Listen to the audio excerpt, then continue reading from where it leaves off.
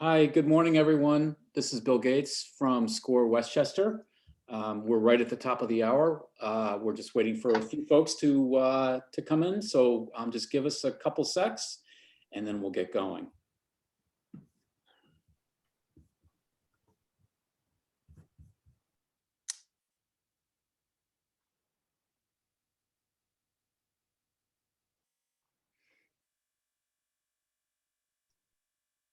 Okay, why don't we get going? We've got a bunch of folks who have come in.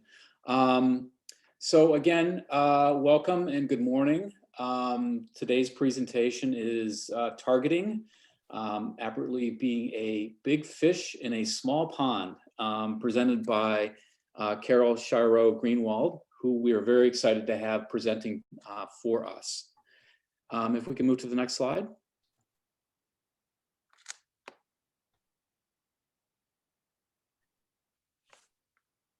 Carol, you want to move to the next slide?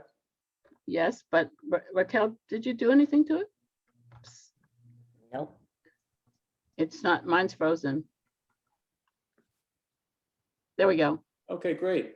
Sorry. Technical and solved. Hey, before we quickly, just before we get going, obviously, this is SCORE Westchester, and many of you already know, but we are obviously here in Westchester to serve the small business community. We do it in one of three ways. We provide confidential business mentoring, which is really our core offering, if you will, one-on-one confidential mentoring for companies. Workshops and webinars, obviously we're doing that today. Workshops, we're not there yet being live and in person, hopefully sometime this year. We shall wait and see. And then lastly, we do have, and please visit our website, extensive online educational resources. Our clients are startups to establish businesses. And I think the secret sauce that we bring to you is we've got over 50 volunteer business mentors with wide-ranging industry experiences and areas of expertise that we can draw on to help solve your problem as you grow your business. Reach us as shown here, available by phone or our website, and then obviously follow us on Facebook, Instagram, and LinkedIn. Carol, next slide. Okay, so just real quick, we're gonna ask that we hold all the questions until the end. Please type them into the Q&A box, and then we'll answer as many as we can. For those that we don't get to, we'll get back to you as quickly as we can after the webinar. And next slide.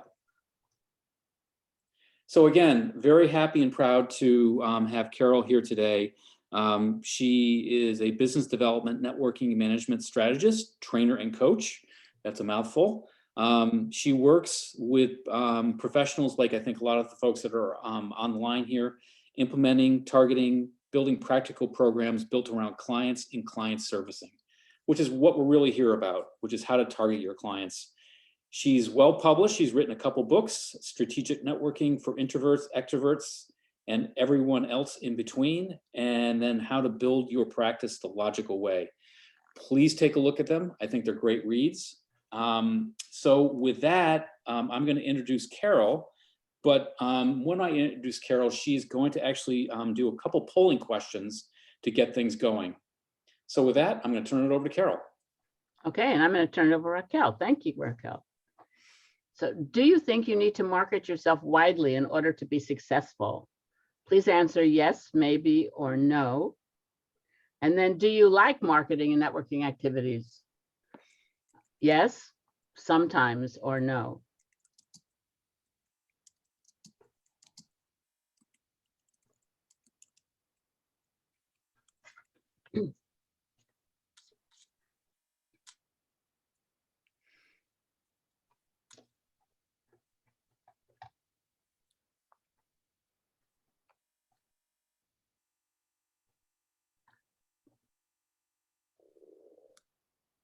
Okay, thank you, Raquel.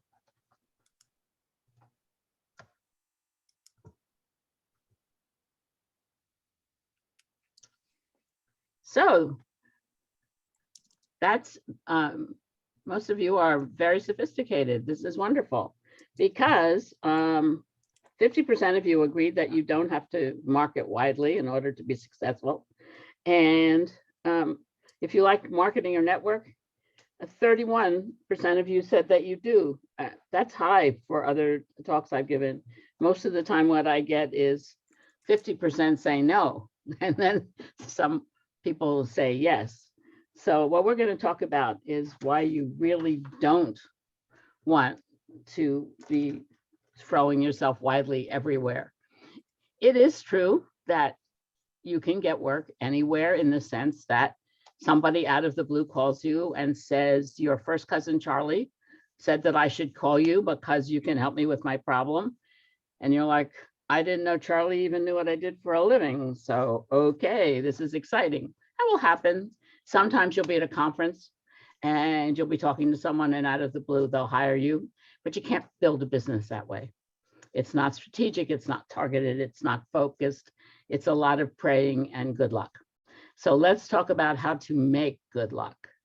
So first of all, there are 3 kinds of markets, just to review this for those of you who took a marketing class in college and have forgotten.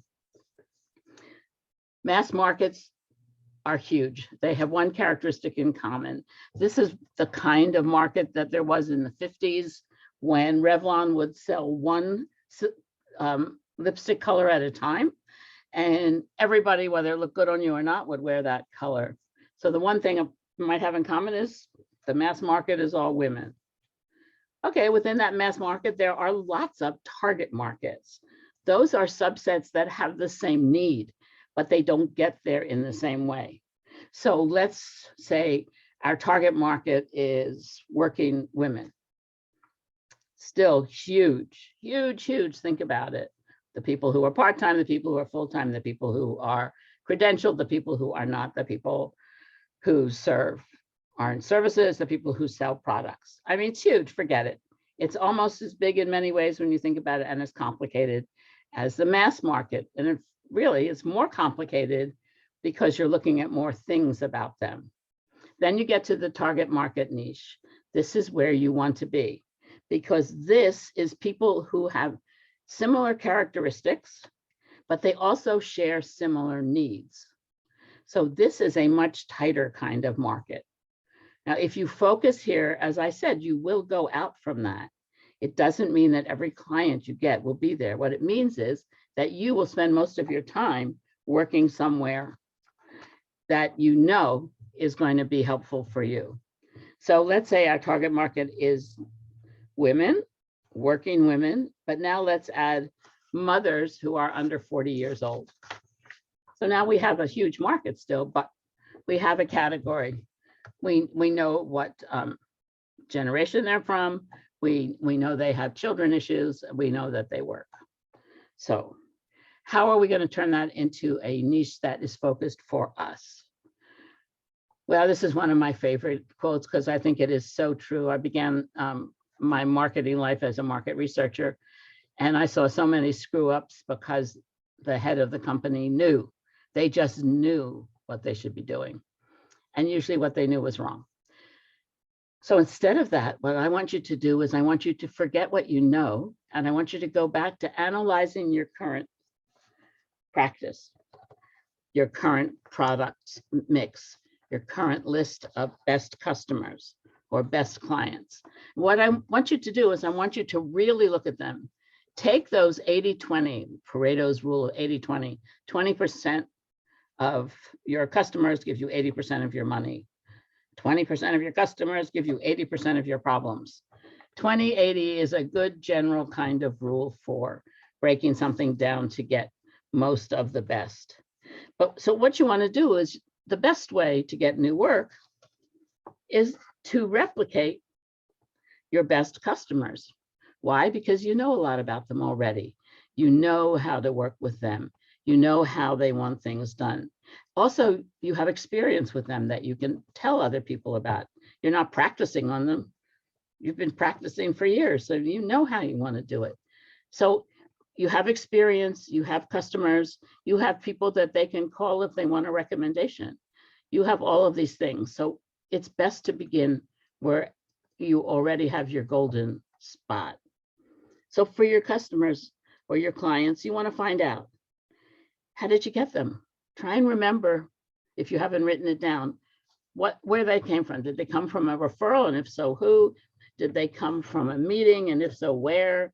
Did they float in? Like I said, occasionally one or two float in. Then you want to look at the services that they bought from you. Do they buy only one product, only one service? Do they come and buy one and then eventually they start growing even more, buying even more? If they don't buy more, take a look at those customers and say to yourself, they have the potential to use 5 more of my products or services.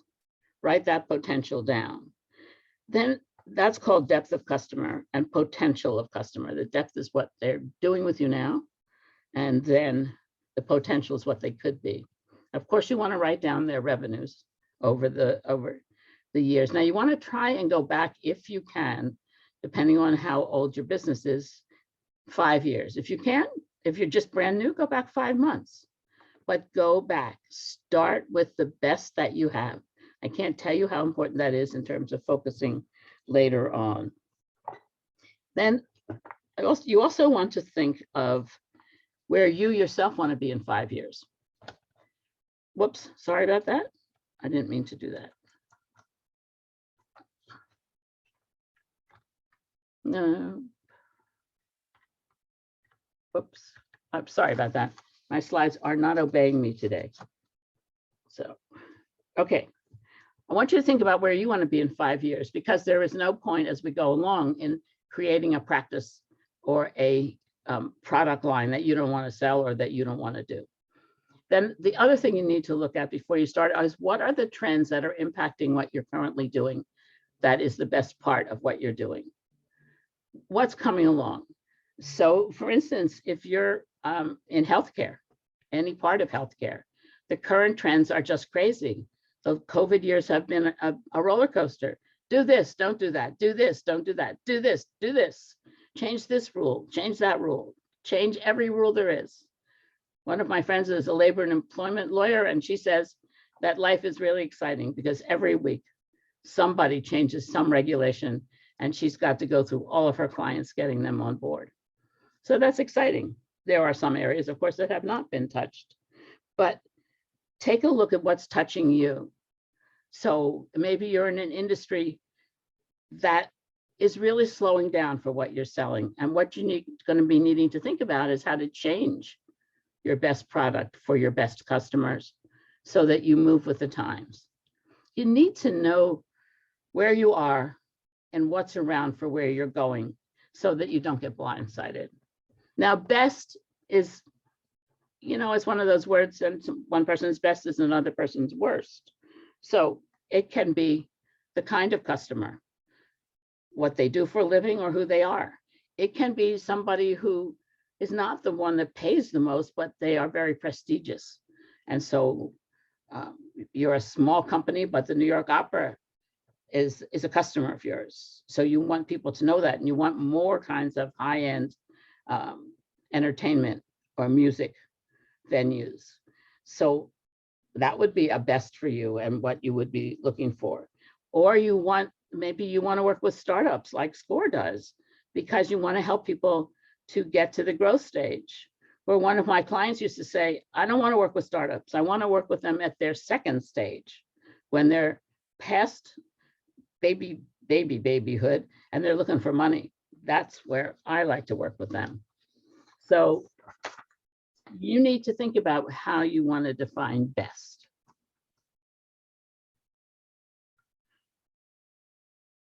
It says I can't start my video because you've stopped it, Raquel? No, And everything's, I would just continue on, yeah. I just continue on. Okay. I don't know where that came from either, but okay. So once you put these things together, you're going to do what is probably the easiest kind of analysis there is. It's a SWOT analysis, stands for your strengths and weaknesses, the world's opportunities and threats. And you can see here a variety of things that you want to be looking for. Basically, you're doing a 360 of your situation. You can graph it, you can turn it into a diagram, you can turn it into concentric circles, you can do whatever is a good visual for you to see what's out there. Because based on that, you're going to need to put together some goals. And based on that, you're going to need to put together strategies and tactics to implement those goals and make them come to life. So take a look at this at your leisure, and then you begin to fill it all in. And pretty soon you'll see, well, if that's a strength, then I don't have to worry about that threat. Or if that's a weakness, then I need to fix it before I can take advantage of this opportunity. So it's a way of graphing it, diagramming it, thinking about it so that you get the whole picture. And out of that picture, I want you to create goals for yourself. That's not part of this talk, that's a different talk. But if you don't have goals, you're not going to be able to be strategic, focused, and efficient. So you need to do that. Okay, so let's look at two kinds of basic selling options. You can take the best product that you've discovered in your research and just sell it to new clients who are just like your old ones. Or you can say, okay, I want to sell it to clients who can use this product, but maybe they're in a different part of my target market. So you're going to move over slightly. So perhaps you were selling to working mothers under 40 whose children were not yet in public school. But now you want to move up one and say, I'm going to add to that working mothers under 40 whose children are in elementary school. Okay, so that's another kind of way of looking at the market. Third one is to sell, so again, their clients are going to have the similar characteristics, but instead of being in Westchester, they're going to be in Connecticut.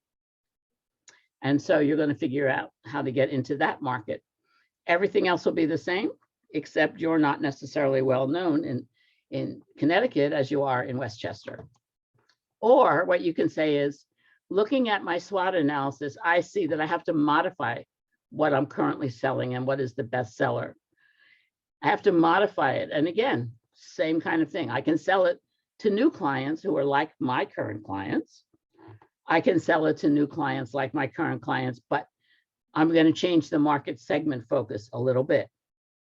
Or I'm going to move into a new geographic area, do everything the same. It's just instead of Westchester, it's Connecticut, it's New Jersey, it's the New Jersey Shore, it's upstate New York, it's whatever the market is, you'll have to learn that market. And then sometimes you find out something that's really important, and that is it's not going to work. And you figure out that you're going to have to decrease your resources on this, your best current product, because given all the trends, the competition, and your resources at the moment, you're not going to be able to change it in a way to keep it viable. This is always sad. We always hate to have this happen. I have to tell you that it's like getting a client complaint. It is wonderful because you're not going to be wasting your time. You're not going to be trying to sell a dead duck when no one's buying dead ducks anymore. You're going to be able to think about, take the SWOT and think about how am I going to modify what I know and sell so that I can jump over these hurdles. And so if you have to do that, don't think about it as the end of everything. Think about it as a chance to refocus and move forward with what you have. So, okay, we got a target market. Now, we need to know everything we can know about this target market. Why is that? That will become clearer, but let me just give you a little hint, which is people buy people they like, know, and trust. People like, know, and trust people who understand them and are like them in many ways. People buy from people. It doesn't matter what you do or what you sell. That is usually secondary. Think about how you hire a doctor. And hire is what we do with doctors, just like anything else. So the first thing you do is you talk to your friends, perhaps, and you say, Who do you use? And you find out. The next thing you might do is you would Google a couple of those people, find out whether you like the hospital they were affiliated with. Check out on Yelp what kind of consumer reactions there are to the person. If you find out that they're not nice, I wouldn't do it. Find out their career, find out as much about them as you can. But then you're going to go and meet with them and you find out. So as you all know, I'm a woman. So I find out that it's a male doctor who thinks that women don't really want to know the hard truth. They want to be coddled. That doctor and I would last for 2 seconds, and I'd be out of there because I want them to tell me the truth and I want them to tell me all the details. I want an NIH explanation of whatever it is that they have found or are talking about. If they can't give that to me, they're toast. We all have that kind of thing. The advantage of a niche is that you are going to be looking for people who want what you offer, what you give. In all my years of working as a coach and as a strategist, I have never seen two people with the same practice area or product sell and present their product or service in the same way. Everybody's got a little sizzle. You just have to find it. So first thing you're going to know about your target market, you're going to need to find out how big is it. Let's say we're all in Westchester. How big is it in Westchester? Is it concentrated in White Plains? Is it more in the northern part, up in Croton and around there? What is the most common characteristic of the market where we are? So suppose they're in elementary school. Are they in the bottom of elementary school or the top? How does that affect you and your target? You're gonna think about what they really need, what their buying triggers are. What is it that makes them buy? So people always say, well, maybe they're not gonna have enough money. What I found is that most people, if they really want something, and if you work with them, will figure out a way to buy what they really want. You know, they don't have money, they don't have money, they don't have money. Oh, it's our anniversary, we're going out for dinner. Really? Okay, buying trigger. Buying trigger is it's our anniversary, we want to do something that's fun. What kind of solutions do they think are effective? Who are the competitors you have here? Is there somebody else in your market already who's established? And how are you going to differentiate yourself so that you can get a different slice of the pie? And then we're going to talk about showing your competitive advantage in the market. So this, again, is going to give you your baseline for your market niche. A little bit more research. Now, remember, the thing about research is the dirty little secret is that it can go on forever.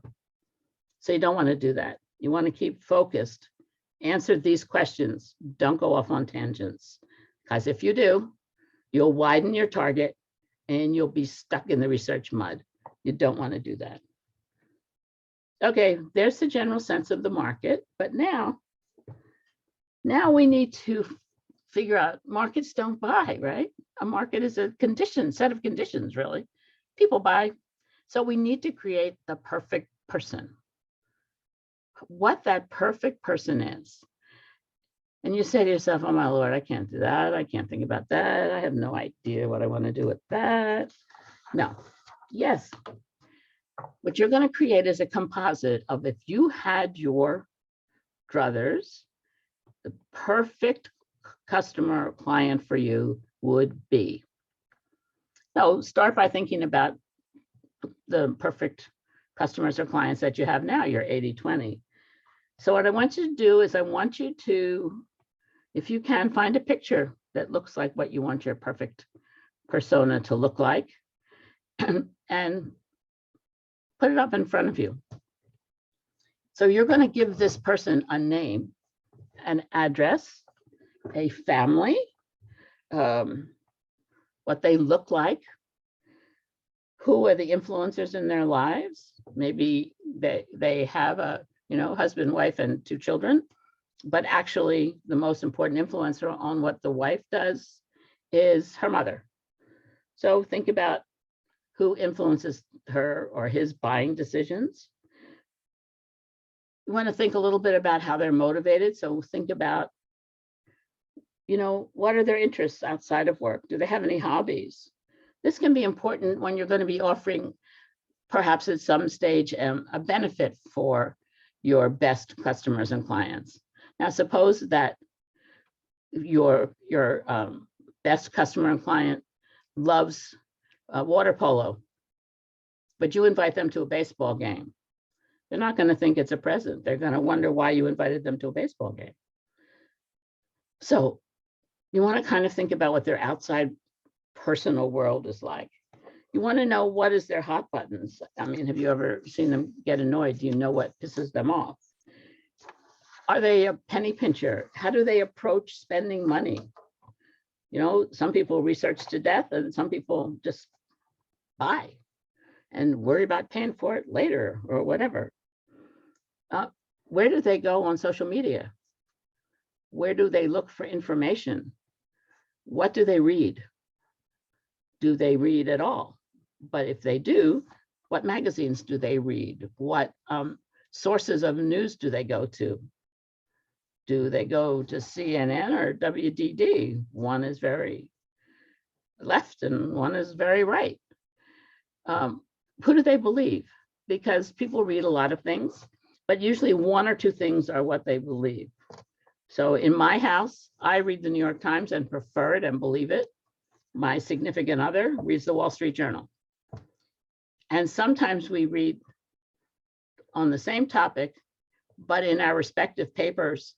And then we compare notes because what the Wall Street Journal says and focuses on, what the New York Times focuses on, have nothing to do with each other. So it's kind of amusing. Then you want to think a little bit about what this working woman does for a living. What is their title? Because title can help you to get more like her by finding those titles. What are their responsibilities? What do they like about what they do and don't like about it? And how important is that job, that career to their identity? Then finally, what kind of communication devices do they use? Do they do everything on their mobile? Do they do everything from their office on their desktop? Do they want you to email?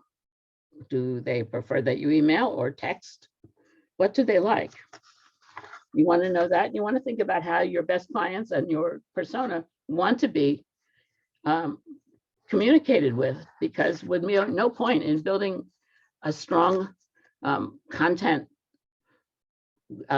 practice that you put out on Facebook, let's say, but no one of your clients does Facebook. So that would be kind of a waste. You don't want to have to do that. And then finally, what are their needs? And how are you going to communicate to them that you can solve that for them? Brings us to the next slide, which is about talking to people. Okay, so conversation is really important, because through conversation is how you're going to show your willingness to work with people, your collaboration, what's important to you, what you understand about them, and basically the kind of selling that you should do, whether it's for a product or for a service, is consultative selling. Consultative selling is not saying, I have bricks, you need to buy bricks, buy my bricks. No. Consultative selling is asking the person what they're going to do with the bricks, why they've selected bricks instead of stone, what it is that they intended to do. How is it because they like how it looks? Is it because they think it's environmentally friendly? What are the reasons that they're doing all of these things? And the dirty little secret of conversations and talking about what you do is people don't care what you do or what you sell. People care about the benefits they get from what you do and what you sell. It's about them. We say in marketing that everybody listens to the same radio station, WIIFM. What's in it for me. And that's not to say that we're all selfish and focused only on ourselves. That's to say that there's so much out there, there's so much information, there's so much conversation that in order to stay sane, you kind of have to pick and choose. And so what do you pick and choose about? You pick and choose about things that are relevant to you. Well, they're probably going to be relevant to you because they benefit you. So it's very important that you remember that they don't care. So for instance, I work a lot with lawyers, and lawyers are great referrers for me. But when a lawyer looks at another lawyer's bio, the first thing they look at most of the time, regardless of age, is where they went to school. I can't think of a single human I know who has ever looked first at where a grown-up lawyer went to school. They don't care. Different ways of looking at it, different kinds of benefits that they're going to get. So another thing to think about it is another way is, for instance, suppose you have a hardware store and somebody comes in and they say, I'm going to hang pictures. I need help here. And then they talk with someone and they buy a hammer and they buy picture hooks, and the hammer is a light hammer because you don't want to smash the picture hook, you want to hang it. They didn't come in to buy a hammer and nails. They came in for something that would make holes in the wall so they could hang a picture. The benefit for them was the hanging, not what they had to buy from the hardware store. So by talking to them, you find out what they want and then what they need, and then you can help them to understand it. So another way of looking at it, suppose you're a printer and everybody says printing is dead, but actually I think it's not, because there's so much online stuff that when you get something in the mail or you see something that's printed and it's catching, you look at it because you don't see it much anymore. So it's printing and it's COVID time. So suppose you're a printer and business is slow. What could you do? You could talk and have an appropriate conversation with those targeted people, that target persona. And what you could say is, you know, why don't you touch, as we say, touch your clients, send them a happiness card. Send them a card that says, this too shall pass. We will get through this together. Let's talk. I would bet that probably most of your clients would be a little amused and would like it, would think, now that's a nice thought.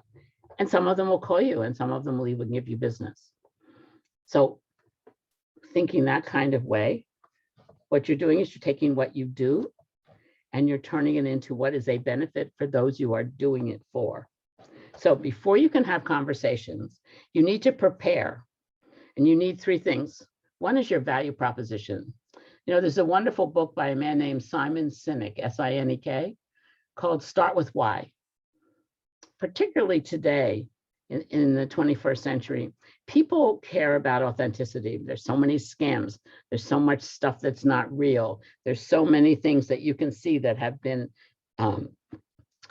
fixed up, that their faces have been made more beautiful. I mean, you can even do that on Zoom. You can do touch up my appearance. So you can look like hell if they could really see you, but you look nice and rosy and together on Zoom because Zoom has helped. You can do all these kinds of things. So people value authenticity. They want to know that you are what you say you are. So they want your values. Why? How did you get in the printing business? How did you become a lawyer? Why are you a doctor? Why are you a healthcare person? Why are you whatever it is that you do for a living? How did you come to this? What's important to you? How important is client service, and how do you define client service? How important is offering something and following through?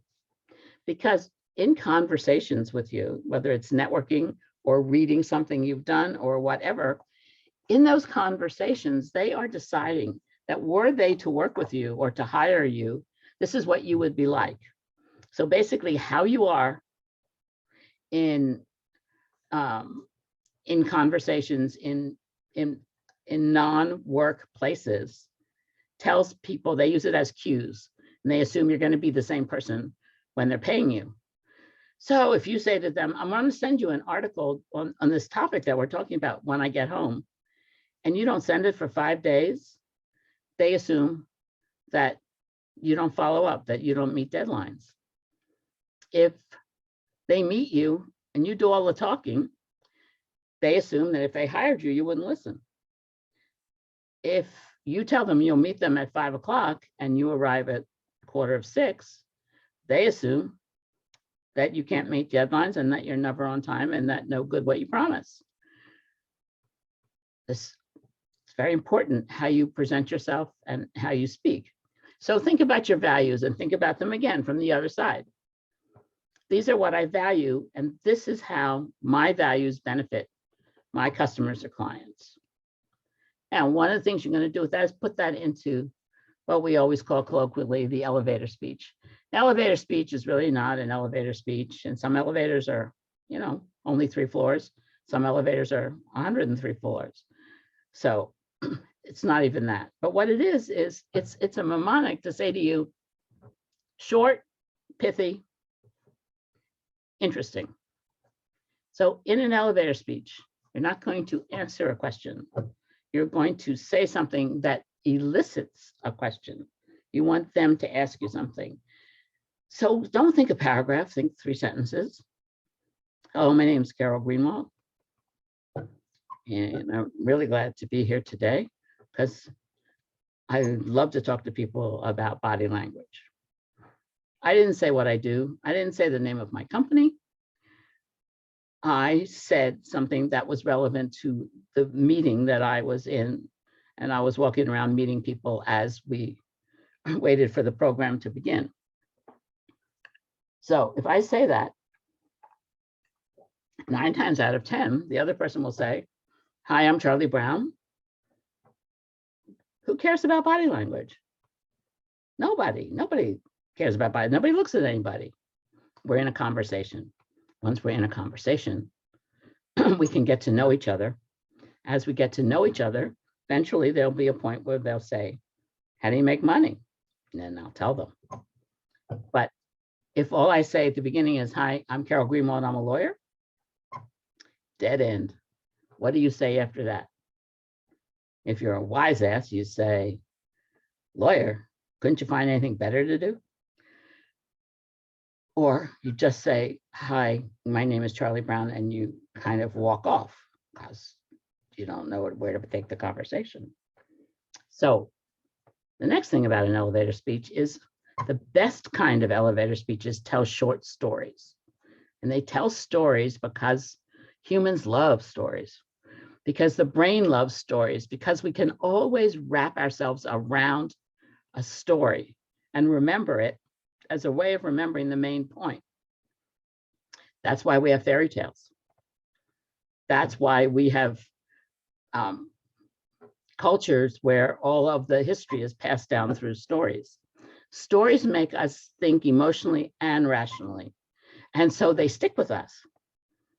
So instead of saying I'm a labor employment lawyer, if you said, I just came from a meeting with a client where they had to redo all of their wage and hour metrics because New York City has just changed the ruling on that because of COVID.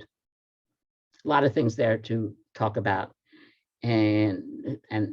Or she could say, I'm a labor hour employee, and one of my clients, an employee, got sick from COVID, and the employer didn't know what the new rules were on her absence or on what healthcare would cover or what they were liable for. And so I just spent the last 4 hours playing catch up. The other person is probably going to say, oh, that's terrible. How long were they sick? Oh, that's terrible. What happened to the company? Or something else to carry it along. And they will remember that longer than they will remember what you say you do for a living and why you say you're really good at it. Okay, you're going to create a marketing outreach plan. So I talked too long on that, so I'm going to go a little faster here. Point of a plan is you need to write it down. If you don't write it down, you'll forget what you said It will morph in your head and you'll just, again, get off target, off focus. It won't be effective, won't be as efficient. So strategic means focused. Focus means cumulative. I do activity A and it builds on activity B, C, D, blah, blah, blah. So that's what you want to do. For my purposes, I think the most important thing to tell you is not what to do other than what we just talked about conversation, but where to go. Because most people forget about the advantages of joining groups. So let's talk about groups. Groups are really important. What you want to do is go where your target persona goes. Talk to people there, become a part of their community. Once you have done that, you're over the hurdle with everybody, just like that. So for instance, back to my printer. If you do corporate printing, you probably want to join some of the trade associations and professional associations that your potential clients go to. So you might want to join the Chamber of Commerce. You might want to join the Event Planners Trade Association. You might want to join the AMA, the American Marketing Association. You might want to join local business groups like Rotary, like BNI, like smaller groups. You might want to join some meetup groups or set one up yourself to attract people. You might want to join groups where executives go. Now, some of these will just be for knowledge and some of these will be for meeting people. Even online today, most meetings have a small breakout room component if they're not webinars.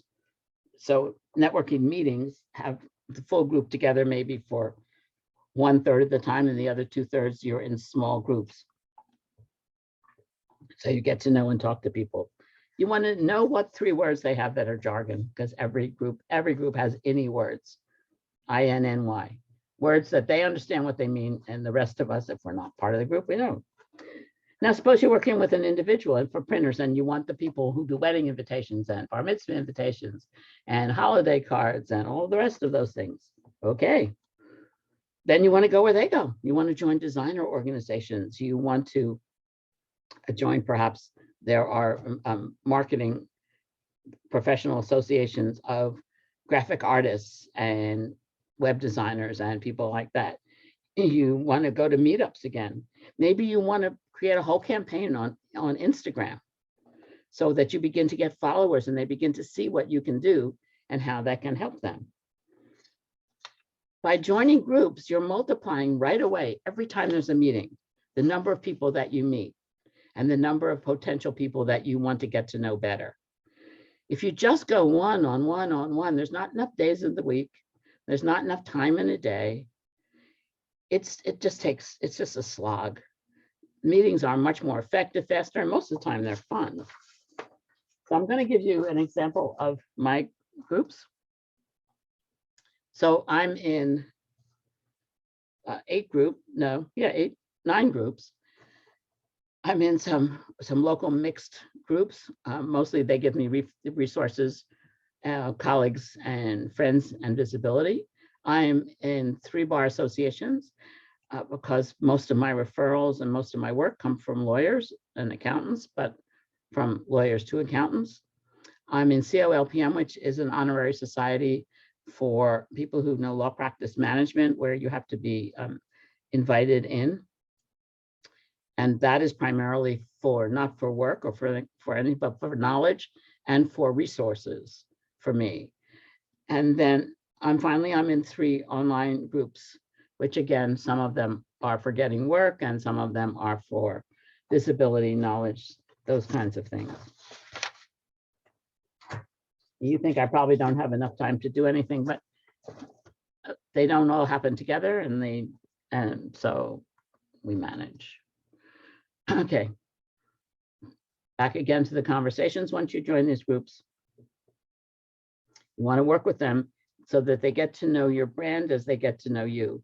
Your brand is that value proposition and how you explain how it animates what you do for a living. and the kind of person that you are.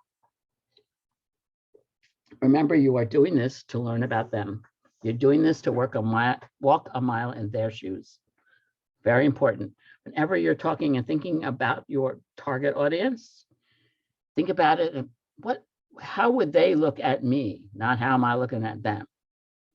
You are the big fish. How are they looking at you? And how you're going to show that is by being curious. You know, one of the things that we say that makes networking a good networker is be more interested, ED, than interesting, ING. It's not about you, it's about them. Always think that. And then you want to be empathetic. You want to hear what they say and acknowledge it. Empathy does not mean you agree. Empathy means you understand, you heard them. And then you educate how the resources that you have, that you sell, can help them with what's going on. Whoops, excuse me, I don't know how that.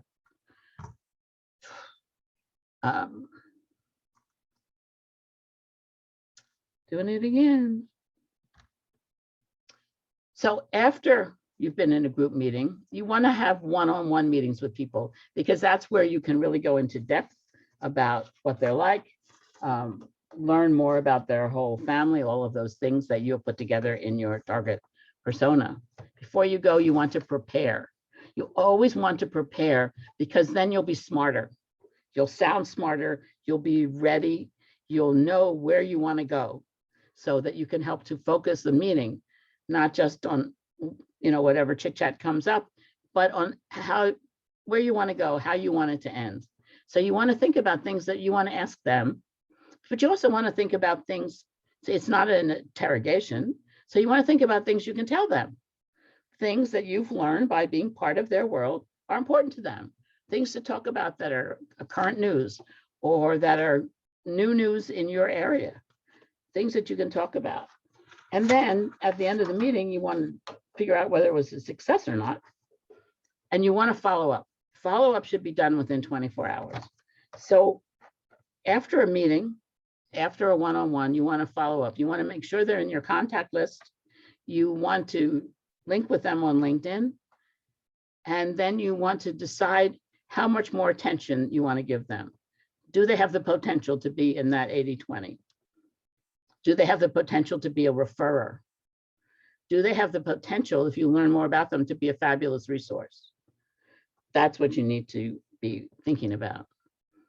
Now, okay, there's only just you so far. So what are you going to do to expand out so that there are things happening that make you visible and relevant while you're not in front of them?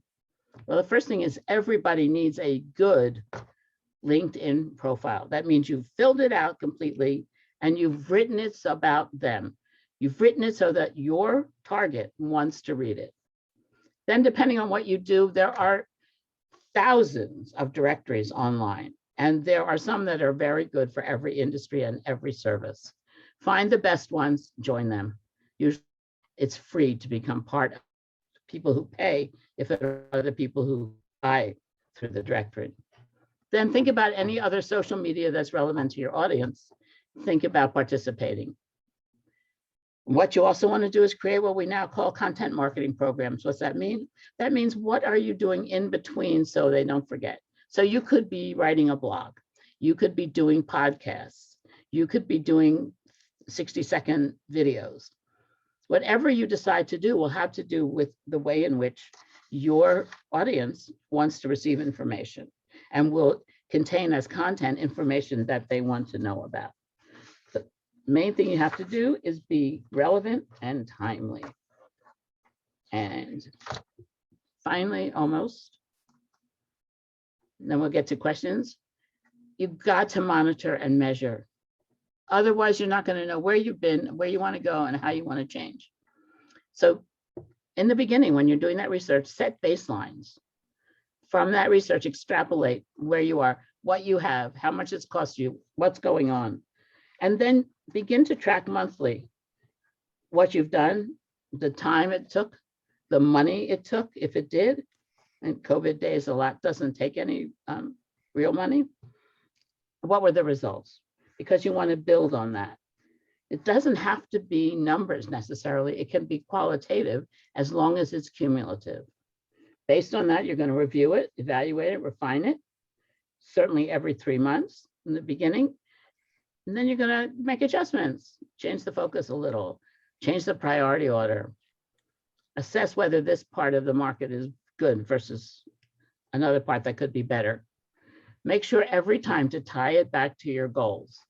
You must keep it focused and small compared to the world out there. Every 6 months, go back to your goals and say, how close am I?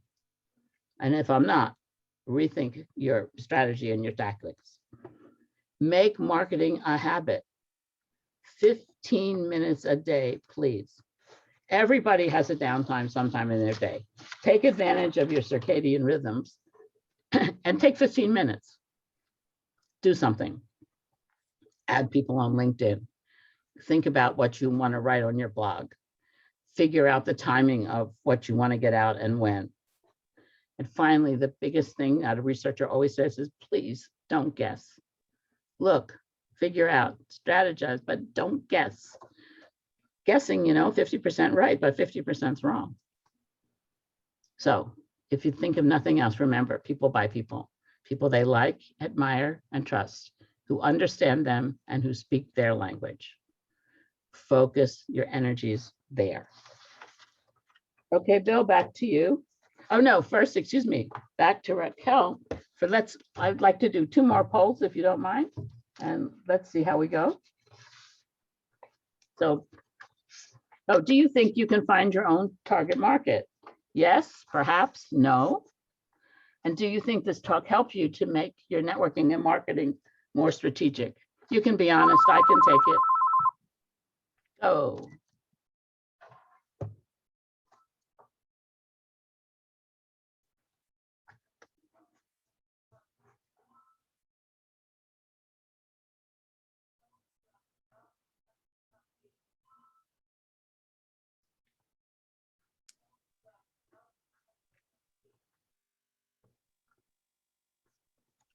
Okay, thank you. Thanks, Raquel.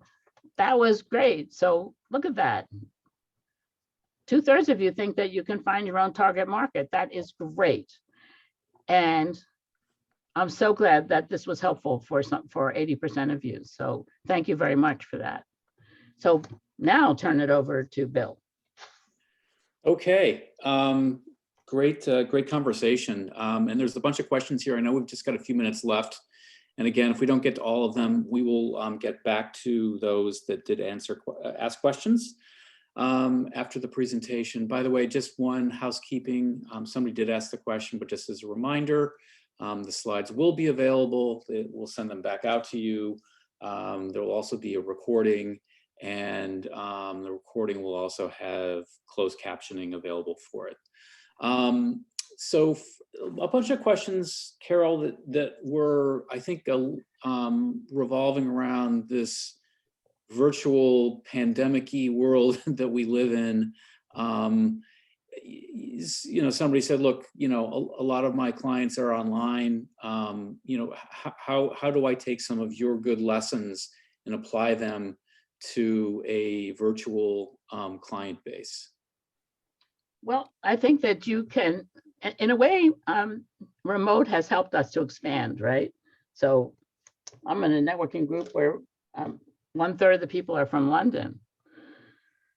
For me, it's only interesting because I like to go to London. Remember when we could fly a while ago? Anyway, so you can meet a lot more people, but you can still do the same thing. You can still get your target market because you're going to be meeting a lot of people. I would join online networking groups that are relevant, that have people in them for you. There are hundreds of them, literally hundreds. Almost every in-person group now has gone partially online. I would also look at meetups, depending on what it is that you do for a living. And then what you want to do is you want to have your elevator speech, have your value proposition in mind, so that when it gets to you and you have 1 minute to get people interested in you, you don't say, hi, my name is Charlie, I'm a printer, because they won't be interested. Because a printer means it's about you. What you want to say is why they would want to know a printer. So Then pick one or two people that you think you'd like to follow up with. So look them up on LinkedIn, join, ask them to link with you, that you met them today in the networking group for people who live on the west side of 59th Street. And you'd like to link with them because you thought that there might be some synergies. And then ask them if they would like to do a one-on-one. Do that in LinkedIn when you ask them to link. Then they say yes, set up a Zoom meeting. I hope everybody has the free Zoom, which means that you can have unlimited time on calls that are just with one other person. And you can do 40-minute calls with multiple people in the call. Set up those one-on-ones and then begin to do the same kind of thing. So in the beginning, most groups, even if they charge eventually, will let you come to 1 or 2 meetings online to see what they're like. Pick what's going to work for you and then begin to work that group. You want to become active in it. You want to become a player in it, which means participating, talking, helping. Perhaps they have committees that you can join, that kind of thing. Really work it. Better to join 1 or 2 and become really enmeshed than to join 1,000. Make sure that you use online and Google to help you find things to read that they read. Everything's online, so try and find it. And take advantage of the fact that it's in front of you. So you save time and you save the money of going to a meeting, of paying for a meeting. You don't have to pay for lunch if you're sitting and eating your peanut butter sandwiches while they're eating their peanut butter sandwiches. So that's easy. It's all the same thing. All you're doing is changing it to the screen. And we will eventually, I think probably by the end of this year, go back to hybrid, where we'll do some meetings in person. Mm-hmm. Let's hope that's the case. I'm going to say that we know that's the case. So glass half full for sure. Here's a question which I think a lot of people can appreciate. Sort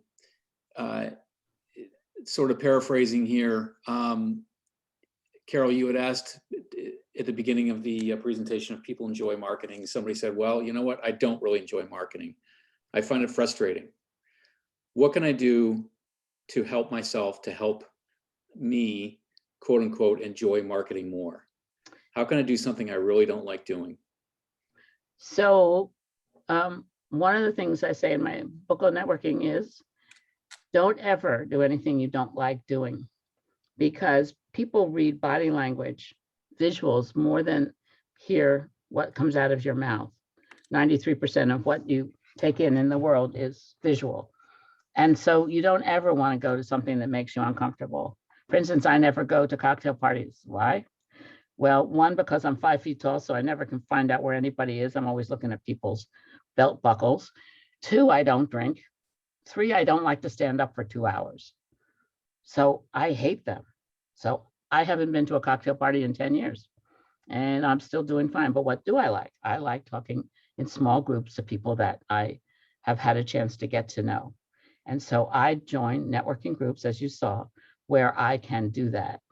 In the bar associations, I have become involved through committees so that I have a group of colleagues who are also professional friends.